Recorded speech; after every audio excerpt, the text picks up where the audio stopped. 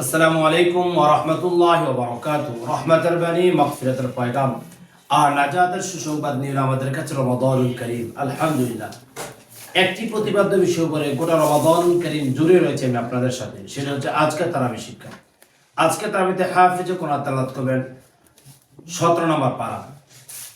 আজকে 14তম তারাবি শিক্ষার মধ্যে যে আয়াতে কালিমাগুলো রয়েছে তার মধ্যে থেকে কয়েকটি আয়াতের সারমর্ম আমি আপনাদের সম্মুখে তুলে ধরার চেষ্টা করছি। প্রথমে যে বিষয় নিয়ে কথা বলতে চাই সেটা হচ্ছে সূরাতুল আম্বিয়ার 35 নম্বর আয়াত। সেখানে আল্লাহ তাআলা বলেন, কুল্লু নাফসিন যায়িকাতুল মাউত। পৃথিবীতে যত বিচরণশীল প্রাণী রয়েছে প্রতিটি প্রাণী মৃত্যুর স্বাদ গ্রহণ করিবে। আমি অথবা আপনি, আমরা সকলে মিলে আল্লাহ সুবহানাহু ওয়া তাআলা মাখলুক, আল্লাহ সুবহানাহু ওয়া তাআলা আমাদেরকে সৃষ্টি করেছেন, জীব হিসেবে যারা রয়েছেন প্রতিটি প্রাণী মৃত্যুর স্বাদ গ্রহণ করতে হবে। এই জন্য আমরা সদা সর্বদা প্রস্তুতি গ্রহণ করা দরকার।